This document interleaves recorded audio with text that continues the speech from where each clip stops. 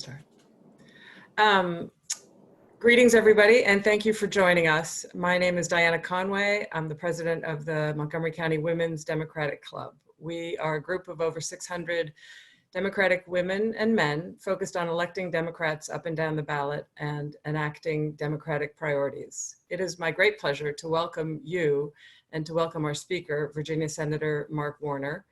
I'm going to make a few announcements and remarks and then introduce our speaker, and we will go around to Q&A afterwards. There's a chat box at the bottom if you want to submit any questions, and we'll do our best to work in as many as possible. I think you know today is Juneteenth, the day that Union soldiers delivered federal orders in Galveston, Texas, 2.5 years after President Lincoln had signed the Emancipation Proclamation.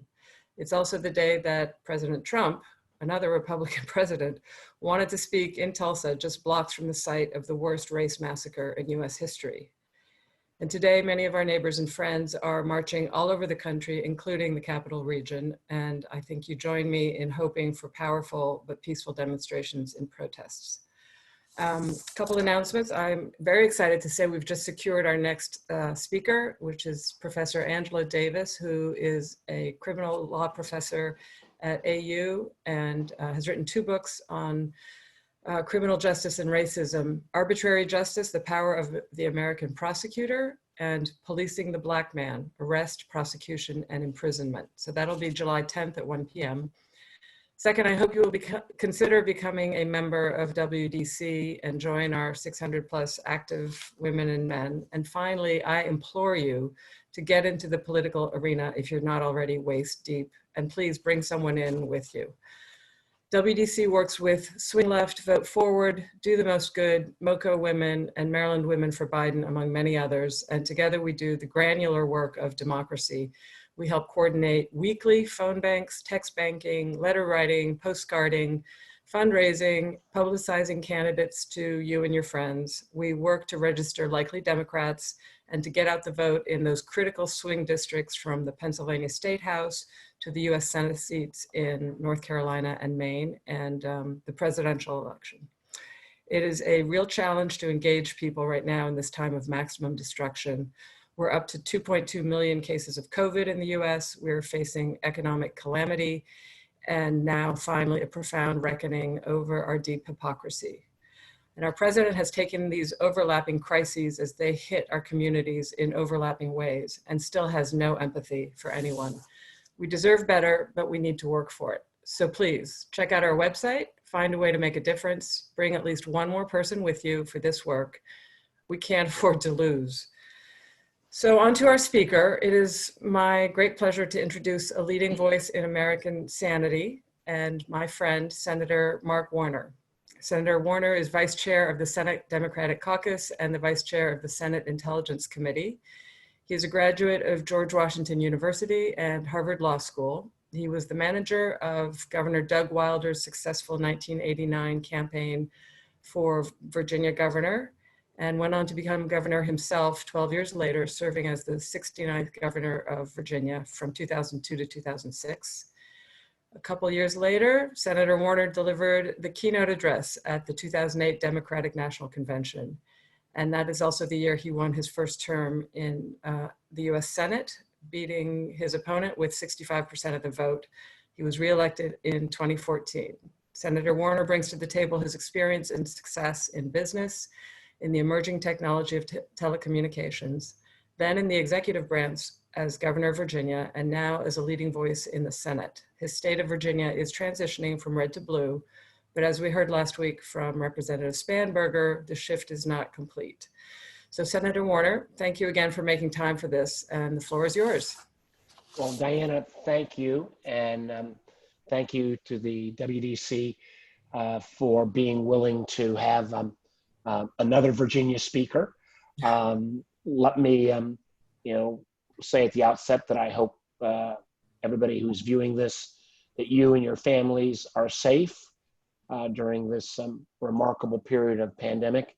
I was on a call a little bit earlier with great Texas writer Lawrence Wright, who writes for he was saying that this pandemic is kind of like an X-ray into America's kind of inner workings, our heart and soul. And I thought it was a great analogy because it's, this X-ray has exposed how unprepared we were for the pandemic and some of, I think, the historic failures that we've seen from this administration on PPE, on testing, on unwillingness to take on to deal with science. This challenge has shown an X-ray into some of the economic inequality that we have to still grapple with in our country, and in this unprecedented time of a complete economic shutdown. And as you alluded to, Diana, with today being Juneteenth, it showed or pandemic not per se, but has shown this expose, of the murders of George Floyd and countless others, the level of kind of both racial injustice and the fact that many of our Americans just can't abide more, really have autofocused all of us. Let me, make my mini pitch at the beginning as someone who is running again for re-election this year. I would love help from Montgomery County folks, Democratic women and men. Diana was kind enough to point out that I won my first race for Senate for 65% of the vote. She skipped over my 2014 campaign where I won by 1%. Now that was not as great. That was a pretty challenging year for Democrats, particularly across the South. And so it scarred me forever in terms of not taking anything for granted and trying to put together a campaign in a year like this is a challenge. And I want to first of all thank so many Democratic women and men from Montgomery County who over the last 3 or 4 election cycles have I think disproportionately, probably more than Pennsylvania, more than elsewhere, come to Virginia. And in 2016, Virginia actually came out for Hillary Clinton, which was great. In 2017, we elected a Democratic governor and picked up seats in our legislature. In 2018, we brought 3 Democratic women into our congressional delegation. And you heard from Abigail Spanberger, who's a real rising star, Jennifer Wexton from Northern Virginia, Elaine Luria down from Hampton Roads, Virginia Beach. 2019, we won finally and took back our state house and state senate. And a lot of that I know was due because I've met you and your fellow Democratic women from Montgomery County at tons of events over the last number of years, you guys being willing to canvass and phone and door knock, been really important. And in Virginia, we have the unfortunate challenge that we have an election every year. State elections, one of the off years, federal elections, obviously even years. And every politician in Virginia says, this year is the most important. Well, this year we're absolutely telling the truth. This year is the most important because my God, I hope we're going to be all right in Virginia for Joe Biden, but we can't take anything for granted. In 2019, actually, the Republicans did better, than they did in 2018 in Virginia. They have targeted Abigail and Elaine on the kind of negative side. On the upside, we had one of our Republican congressmen, a guy named Denver Riggleman, who was a kind of a quirky guy who literally lost his Republican nomination last week with a drive-through convention, Republican district convention in a church parking lot, because he'd had the audacity as a kind of a libertarian guy to marry 2 gay friends. And that just was not going to be allowed in at least the 5th district in Republican circles. So they threw out that incumbent, which means that seat is potentially up for grabs. I've got 3 Republican opponents. We'll determine which one next Tuesday with our statewide primary. But I am taking nothing for granted. And particularly if Biden doesn't play in a major way in Virginia, my race is going to be the race that we're going to have our 3 new incumbent congresswomen that will have to kind of work together, and the possible pickups we have in Virginia. So we, again, welcome you across the Potomac, anywhere in the Commonwealth. We have a lot to talk about, and I want to make sure I get plenty of time for questions. You know, and maybe rather than kind of launching, Diana, why don't we go ahead and move right away to questions rather than, I want to talk about what's going to be in the next COVID bill. I want to talk about some of the areas that I hope we can look at for macroeconomic changes.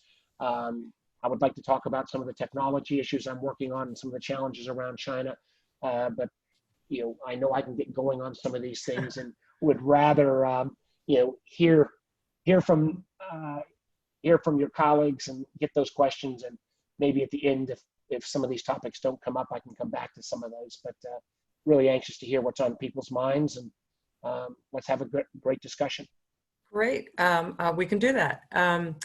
The first most common question was, who do you see interfering in our elections, and are we going to be able to stop it?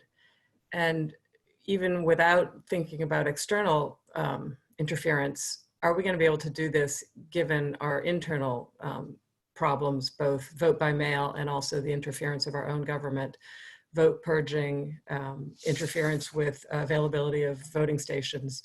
So many options.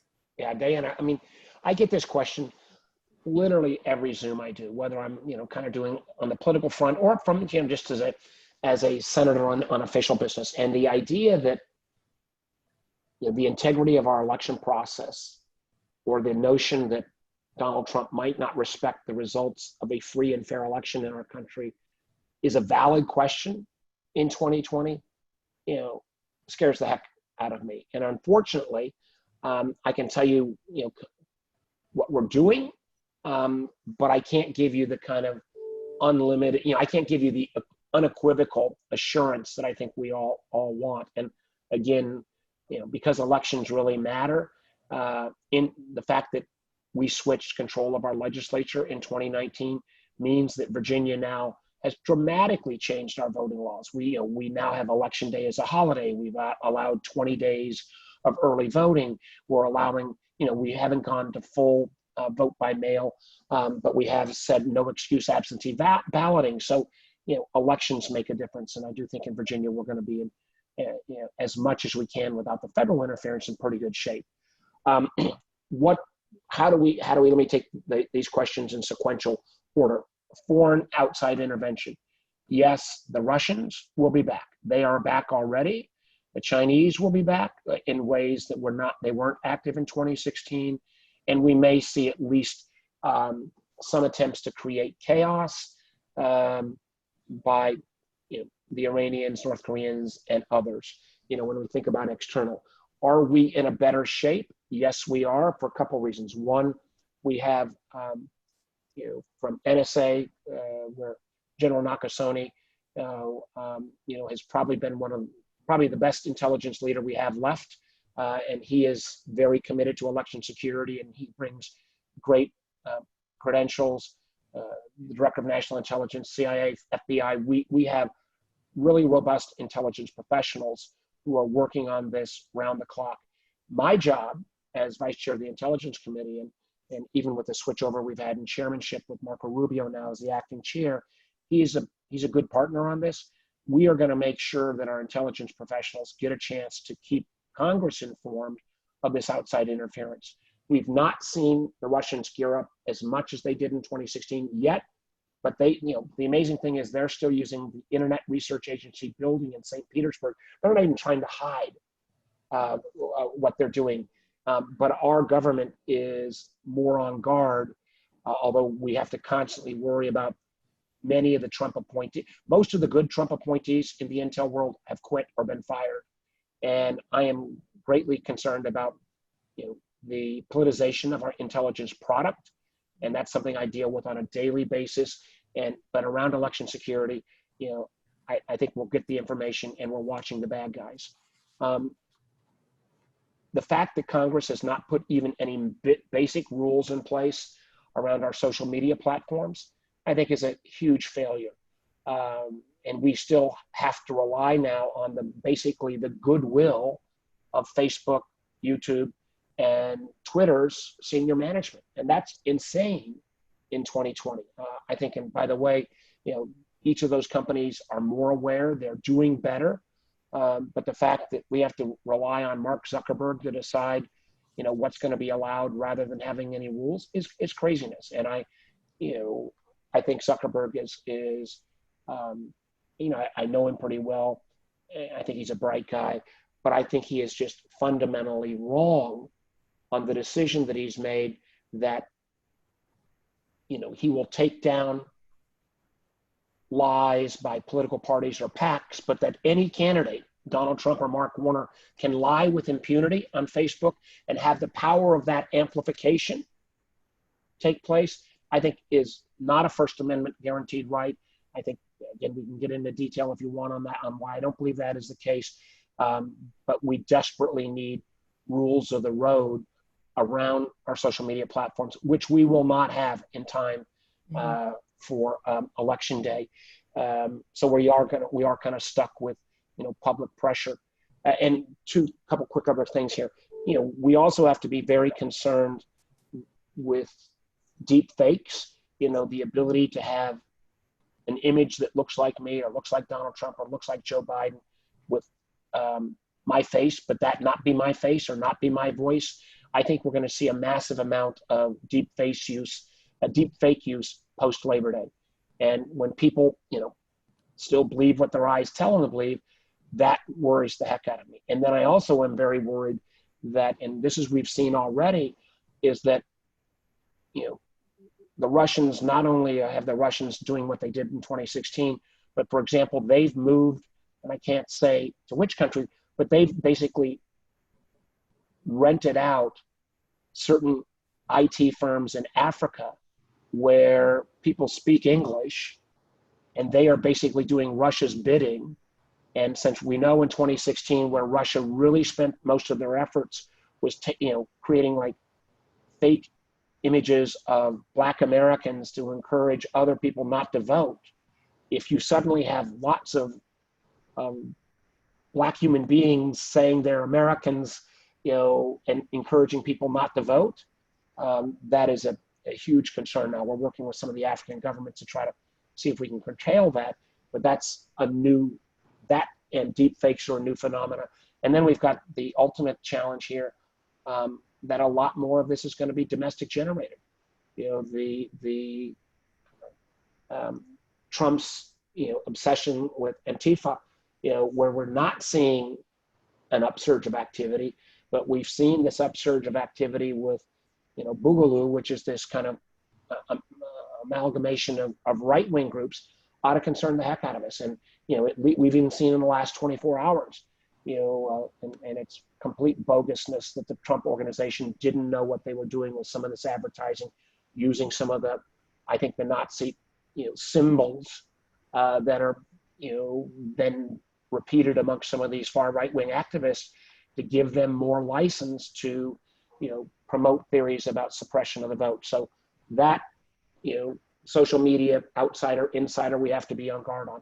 And then we have to be on guard. I mean, I don't know how many of you, knowing the Montgomery County women, I'm sure most everybody have seen this already, but the fact that Trump put out already a firing shot today that he thinks vote by mail could be the demise of his campaign, which is insanity. We all know there are plenty of states that vote by mail, and when you've got a pandemic, you ought to give people that option. And it does not help one political party over another. It is craziness that he's saying this, and I worry that he's going to use that as an excuse to try to curtail any additional funding for the post office. And I think both his obsession against Jeff Bezos and Amazon, which makes him anti-post office, and his concern about vote by mail as a tool, if we don't get the post office continued funding in the next COVID bill, we could have that delivery mechanism, greatly undermined. So this is an ongoing issue.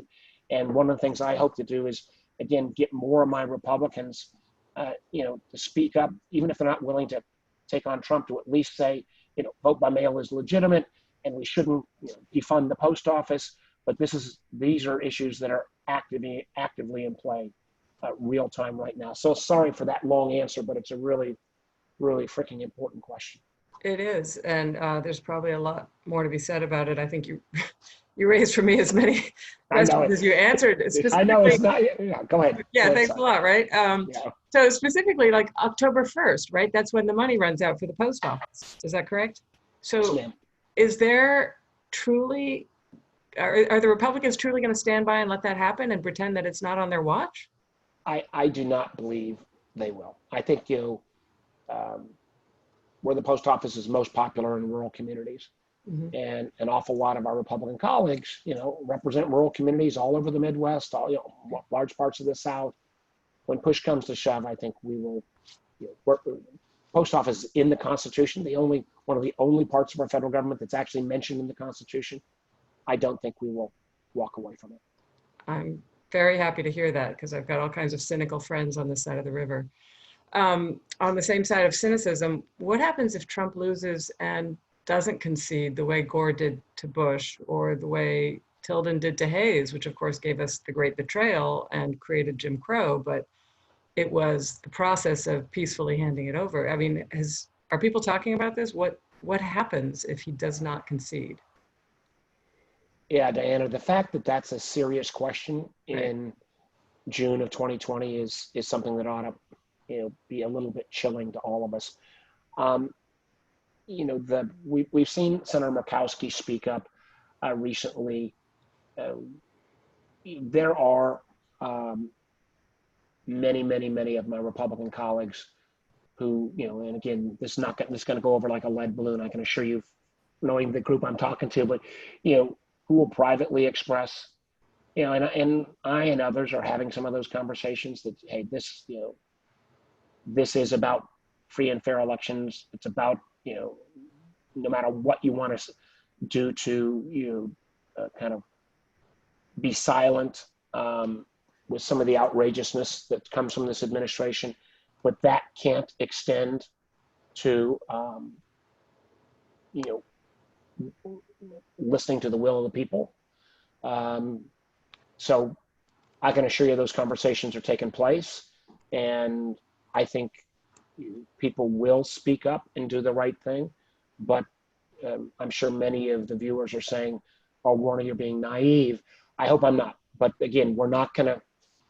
I'm not sure. I'm not sure that you what. I'm not sure that kind of how you get people fully on the record ahead of time. I mean, there's some ideas that we're working on, but um, the one thing we have seen is when you try to push some of these guys into a box too early. Mhm. Um, this is going to be a tricky process. And again, my hope is that we are way overestimating this problem, but the fact that we're all talking about it as seriously as we are is pretty chilling.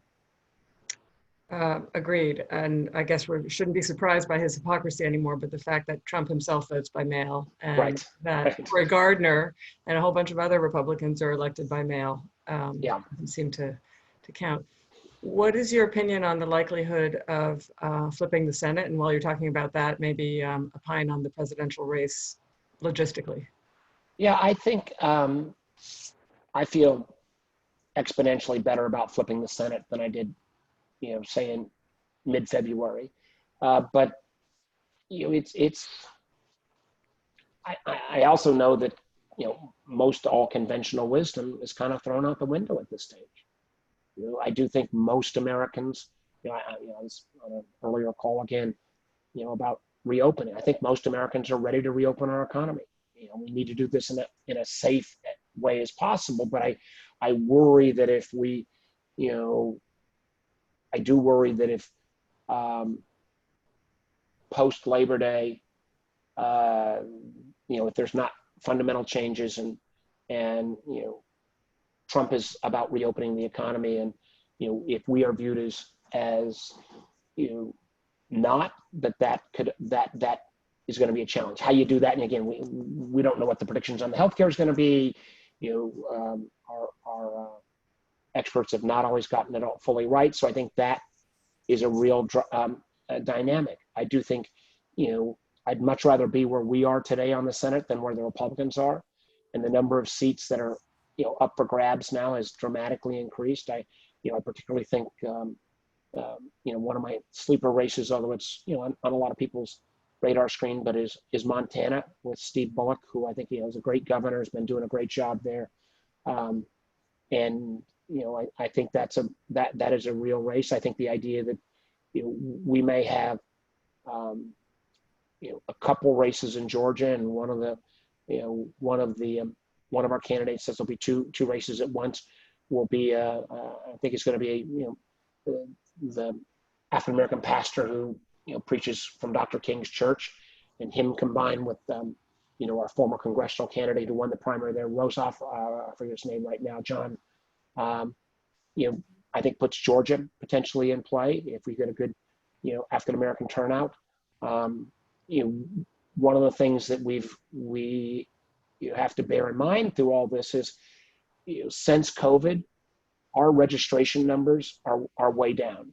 The kind of normal monthly of new voters. And you mean nationally, or you mean nationally? Yeah, nationally and state by state. Just because people have been, it makes sense. They have been sequestering at home. So we're not, we've got a lot of makeup work to do on voter registration. Now, since the protests, there's been upsurge again. But if you look around the country, the kind of normal monthly ads for the last 3 months as people turn 18, people are turning 18 and they're not going out and registering as much. And that's going to mean all of our job to kind of do this in a more sophisticated way. It's something that's real time, a thing we got to focus on.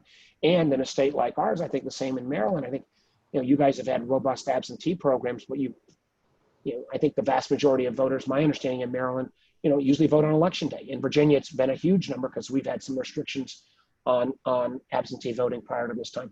How we educate and kind of chase and trace our voters to get them to, get those absentee ballots, to vote early, to shift our resources to the remaining voters. That's an experience that in states like Oregon and Colorado and Utah, even California and stuff that have had more early voting for a long time, usually takes a couple of cycles. So we've got to learn that in most states real time, and in a place like Virginia, exponentially more in a real time. And then in terms of the presidential race, I think Joe Biden's basic decency has got to keep coming through. But how the campaign manages his appearance to let that decency come through, but not get him overtired to the point that he makes faux pas is going to be a challenge. That may be a little more candor than you were looking for. Candor is welcome. We are used to the bare knuckles side of things, and I mean that's why WDC does a lot of the real sort of vote chasing that you referred to, and what I called earlier the granular work, because that's what it takes to actually get bodies to, whether it's marking absentee ballots or in person. You mentioned a little bit the private conversations you're having with your colleagues on the other side. I mean, the realities of working in the Senate today, I think you and your chairman on Select Intelligence have had one of the better relationships since things really fell apart in terms of bipartisanship. Can you talk a bit about that? Is it starting to show up? Is it starting to wear down? Yeah. Well, obviously I'm not going to comment on what Senator Burr did or didn't do, in terms of his investigation. I do know that, Senator Rubio has come in, and on things like election security and a bunch of other issues around intelligence, he's committed, we're committed, to keeping our committee being maybe the only functioning committee in the Senate. And, we've still got our 5th volume of our 2016 report we're finished, that I think will be far and away the most comprehensive. It's 1,000 pages. It will have a lot of detail that's not been in Mueller and elsewhere. It has to be declassified. We keep pressure on the new director of national intelligence. So I think we're going to keep on chugging on the way I did with Burr. And I'm not going to pretend I'm talking about, group of Democratic women, we are in a partisan environment. But don't believe the stuff that this is only partisanship. If you look at the two COVID bills, the CARES bill and the second CARES bill, we did $2.8 trillion of federal expenditures, virtually bipartisan, virtually unanimous. I mean, Ben Cardin obviously did a great job on the PPP program, but to get the largest federal rescue ever in a virtually unanimous way, that fact didn't get much attention. I've been particularly frustrated by something that happened this week. I've been working for 3 years on a major piece of legislation that finally passed the Senate this week with 73 votes. It's called the Great American Outdoors Act. It's been called the most significant outdoors and environmental piece of legislation in 30 years. And what it basically does is it takes, we got a $12 billion backlog in our national parks in terms of maintenance.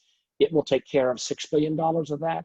We also finally put in place permanent land and water conservation funding to make sure we acquire new land. So help our history and heritage. A lot of national parks in Maryland, the GW Parkway, being one, the Baltimore Washington Park, parts of that parkway, National Park Service, obviously our battle sites and other things. This is a bill that got 73 votes. This is a bill that I think Trump will sign by Labor Day. I'm sorry, hopefully by July 4th. It'll also put 100,000 people to work. There is, on an individual basis, there's a lot more bipartisanship still going on in the Senate than people acknowledge. I can't speak for the House. I think the House is wacky no matter who's in control. And I do know that the biggest thing we could do to kind of help more bipartisanship in the Senate is get rid of Mitch McConnell. I mean, I have, it is rare to see somebody who is so partisan on literally every issue since I've been there. And I gather once upon a time in the Nixon era, he was somewhat more, had a little more integrity. I heard a quote on a podcast where he said something like, money is the cancer on our democracy. And apparently he has reviewed that opinion. Do you think his opponent has a chance? Yeah, I think, I think Amy's got to go through what I hear is turning into a little bit of a tight primary in Kentucky. But I think she has a chance. And even if she's, even if she's not successful, if we can move McConnell from majority leader to minority leader, that will be a giant step in the right direction. That would be nice. So moving to a little bit more of the current events, what policies do you think the Biden campaign is planning on addressing centuries of racial injustice? Would it include something like reparations? And really, what policies have a chance of being implemented given the cost that we're facing from COVID? Well, let me tell you what I hope. I think on policing and criminal justice reform, I think the Justice and Policing Act that your senators and me, we've been working with Cory Booker and Kamala Harris. I think it is a giant step forward. And I think we've got the fact that Tim Scott has even put together a bill, and I give Tim Scott he has experienced firsthand the kind of systemic racism I think that all Black Americans have, and I don't think his bill goes far enough, but I do hope we get to a debate on this, and since we've got the House, we'll have a bill out. I think that step is extraordinarily important. I also think we need to one of the things I'm working on right now that I know Biden is supportive of is I think as we get to the post-Labor Day, third and fourth quarter of this year, we're going to see an even further economic meltdown, particularly in communities of color. Minority businesses are going to start kind of going under at record rates. And I'm working to get in the next COVID bill the kind of massive infusion of capital into Black-owned banks and what's called community development financial institutions, CDFIs, that have to lend 60% into low and moderate income communities. We need the kind of bank bailout financial support for these institutions that we gave Wall Street after 2008. And I actually think I can convince, Mnuchin, one of the things that turned into a little bit of something I never would have expected, I did a lot of negotiating with Mnuchin during the CARES bill, the COVID bill. And again, I don't agree with him on a lot of things, but he's been a much fairer, squarer negotiator than at least anybody else I've dealt with in the Trump administration. And you know, I'm hopeful there. Diana, one of the things I'm trying to work with the Biden administration on is, I think, you know, Joe Biden's got a great heart, but I think he also needs to lean into, you know, issues around economic justice. And I think that means, you know, specific support for communities of color, but also just, you know, some of the things you and I have talked about in the past around capitalism reform. I think we need, you know, a system that says portable benefits. I think we need to make sure that, you know, you get benefits with no matter what kind of work you do in America, and they ought to attach to you and move with you as you move from job to job. And, you know, one of the two things we did in the CARES bill, you know, one was a little more controversial about the $600 a week bump up, and that will probably end and, you know, has to be phased out at some point. But the expansion of unemployment to cover the, you know, 50% of the workforce, even in Maryland, that wasn't covered by traditional unemployment, gig workers, part-time workers, 1099ers, that is really, really important to maintain. And I want Biden to kind of be that advocate for this kind of new social contract. I want Biden to be an advocate, again, on an issue. If I could make a single change, because we have to acknowledge that 10% of the jobs, at least, that we've lost are not coming back. You know, many restaurants are never going to go back to where they were. Real estate is not going to be back to where it was. There's going to be a lot of the changes that were happening as we move to a digital economy are going to continue to accelerate.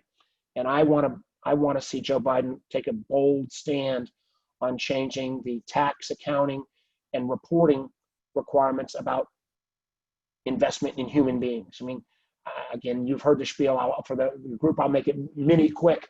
You know, we have a system right now that incents businesses not to invest in people, but to invest in tangible goods. So a company buys a robot that eliminates 2 jobs. The company gets an R&D tax credit for that robot. It's viewed as an asset on their balance sheet. They can brag about it. If the same company spends the same $5,000 training 2 human beings to be more efficient than the robot, they don't get the same tax break. It's viewed as a cost, not as an asset. There's no place to report it. We need to completely reform how we treat investment in human beings, tax, accounting, and reporting way. And we need the kind of honest discussion that I think a lot of business leaders are willing to have, but we need to really hold feet to the fire that, you know, 21st century capitalism, I believe, has to be about stakeholder capitalism, not simply short-term shareholder-based capitalism. And that means, in my mind, you know, I want companies to do well by their employees. I mean, I want companies to do well by their shareholders, but also they have to do well by their employees and by their community. I mean, that was the capitalism that Joe Biden talks about all the time, kind of post-World War II. We need to put some teeth in that.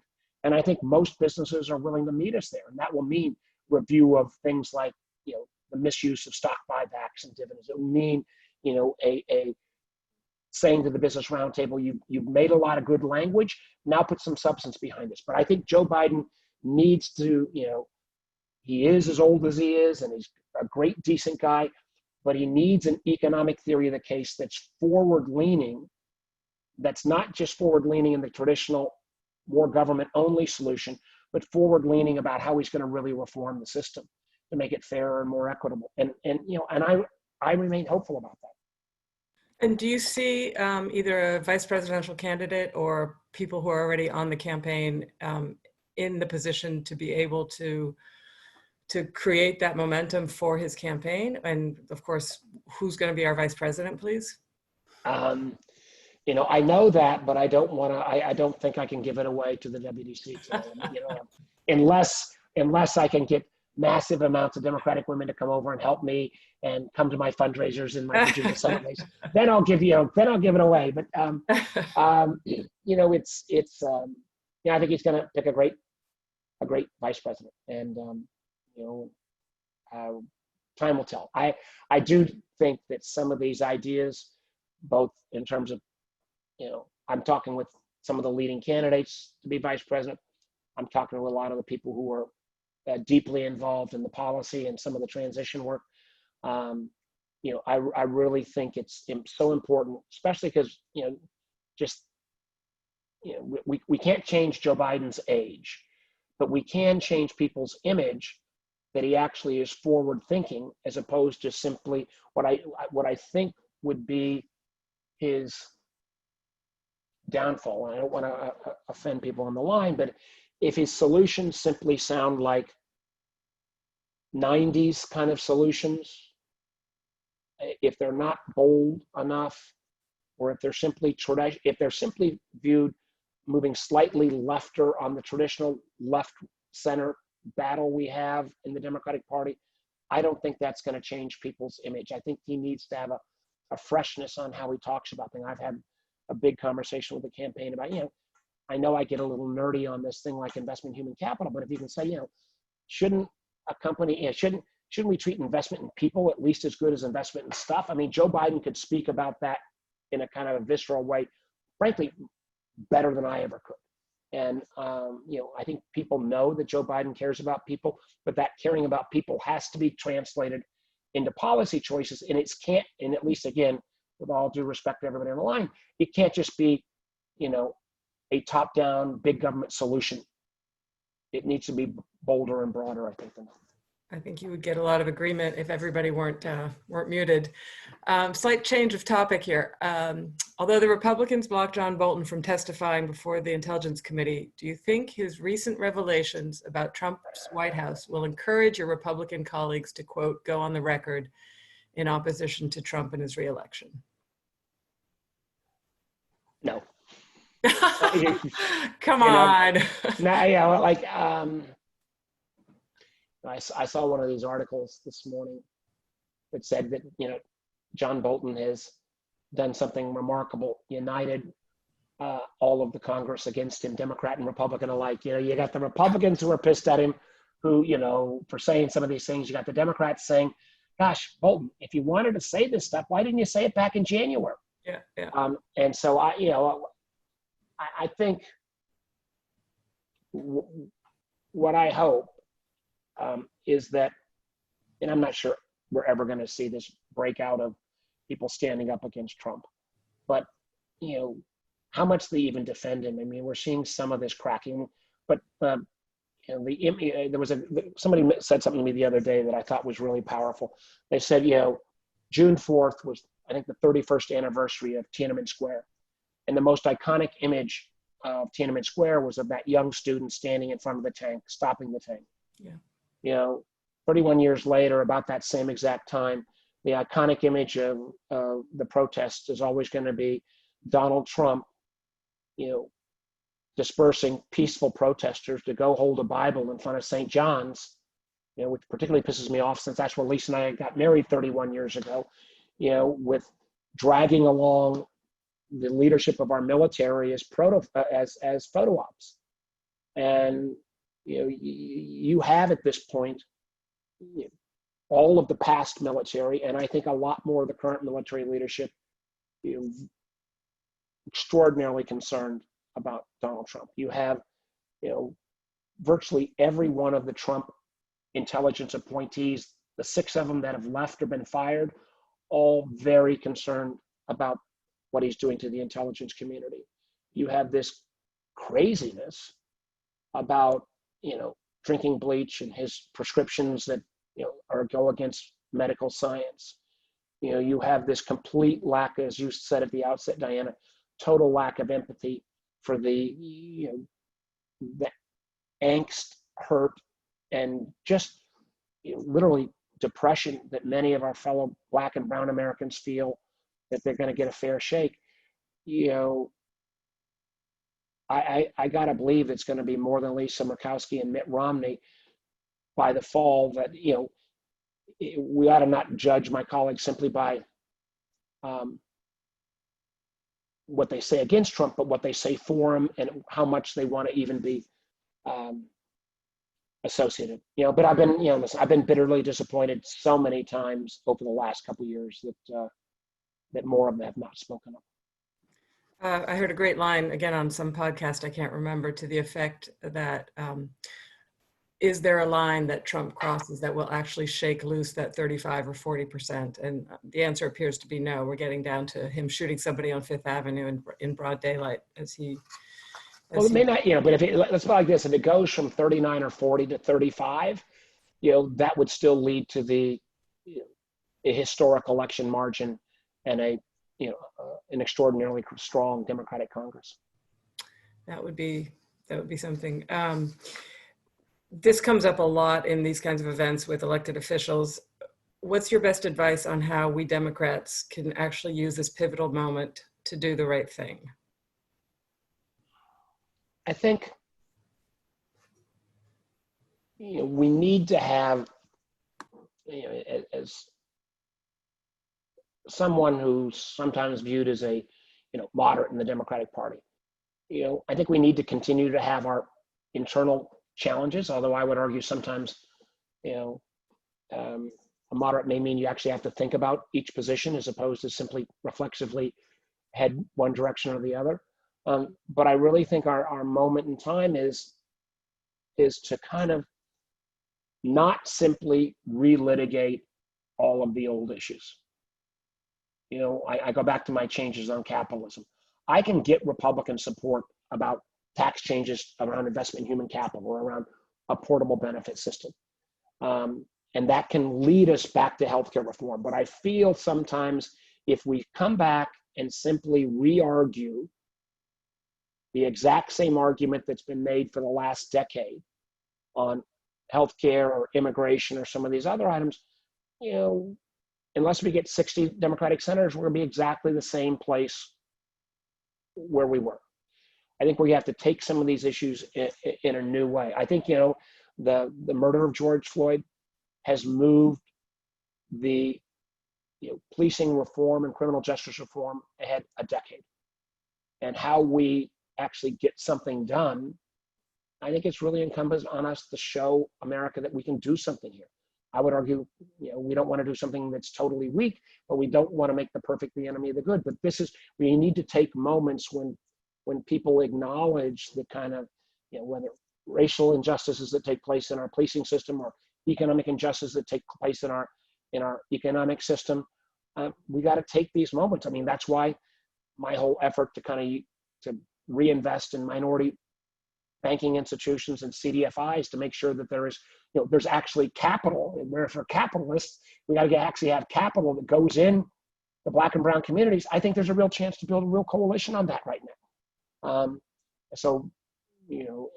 And progress begets progress. I mean, the fact that this parks, for many of the women on this line and men on this line, I'm sure have been big advocates for our parks and land water conservation fund. Those of you, the land water conservation battle has been going on for 30 years.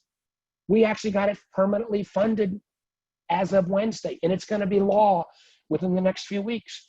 We worked at that issue, but we slightly changed how we paid for it. We slightly made some changes, but we kind of got it out of the regular rut. And I think in these moments of crisis, we got to find some new ways to frame some of these problems so that at least people who want to meet us halfway, they can get to meeting us halfway without them having to basically renounce all their prior positions, if that makes any sense. It does. It does. I can tell you're passionate about this. Yeah. Here's a logistical question for you. What is it going to take to get Bernie Sanders to tell his supporters to work for Biden's election and to vote for him? I actually, I'm much more optimistic about what Bernie is going to do this race. I think he's got a much tighter relationship with Joe Biden. I think the way he endorsed Joe Biden this time was much different than obviously what happened with Hillary. Bernie and I actually have been working together, and we've got legislation that again, what I would hope we do in the next COVID bill was I've got a bill called the Paycheck Security Act with Bernie as my lead co-sponsor that says let's rather than putting people simply on unemployment and disconnect them from their health care, let's actually take the European model where the federal government directly pays a percentage of the salaries of people who've been furloughed, so you keep people connected to their job and keep them connected to their health care. And there's even a version of this that Josh Hawley has on the Republican side. So, I found Bernie was great to work with on that. And I am again, I hope not naive, but very. I think Bernie's going to be there he's got a very different relationship with Biden. And I also think, Bernie believes so passionately, as I think all of us do, that, our country and world cannot put up with another 4 years or whatever of Donald Trump. And that overriding objective to make sure that, this guy leaves after this November has to motivate all of us. Yes, it certainly motivates those of us who are joining you today. Last question for you. I'm getting a lot of different versions of this, but have you talked to Biden directly, for example, about your idea on the same benefits for investing in people as in equipment? And what role, if any, do you see for yourself in a Biden administration? I have, Vice President and I are scheduled to talk. I've talked with, I know all his senior people very well.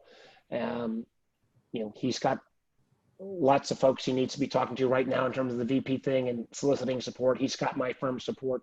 I think I'm going to have good input. I'm trying to get rehired to the Senate at this point. But my hope is that particularly, we all bring different strengths to the table. I think I've got some strengths on the economic side, another area that we've not even didn't get a chance to address today. But I'm very concerned about the rise of China, particularly on the technology front and their economic challenge. And I think it's always important when we talk about China, at least I think it's very important that we indicate our beef is with the Communist Party in China and Xi Jinping. It's not with the Chinese people and not with the kind of racial approach that Trump has taken in terms of offending Asian Americans and Chinese Americans. But I think, if I can help him on what our national strategy ought to look like in terms of technology advancement vis-a-vis the rise of China, and actually get some ideas with him on the economic front, I hope I'll be able to help. And I hope I'll be able to help as a chairman, not a vice chairman, in the Senate. Well, that would be welcome news for all of us. Senator Mark, thank you very much for joining us today, for making the time for us. I know you've got a lot going on and a lot of work to do. We'd love to have you back in the future. So keep that on your dance card for us. Well, thank you, Diana. Let me just say again, I know how many members of this club have been across the river over the last few years to help us in Virginia. And I know sometimes, we always think the Potomac is the great divide, but thank you on behalf of a whole lot of Virginia Democrats for what the Montgomery County Democratic women and men have done to help in Virginia. We invite you back these next 4.5, 5 months to come back again. And again, I hope we can do this another time. That would be great. Thank you very much, Senator. Thank you, everybody. Take care. I just want to give a quick reminder for our next speaker, July 10th at 1 p.m. Professor Angela Davis, who, as I said, wrote 2 terrific books, Arbitrary Justice, The Power of the American Prosecutor, and Policing the Black Man, Arrest, Prosecution, and Imprisonment. She was recently also a guest with Jamie Raskin talking at a roundtable on racism. And that's where I first saw her and thought she was terrific. So please join us July 10th, share the word. Go to our website, sign up for lots of good stuff. And we're going to put up a closing slide with some resources for you. And I look forward to seeing you in the trenches and at our next event. Thank you, everyone.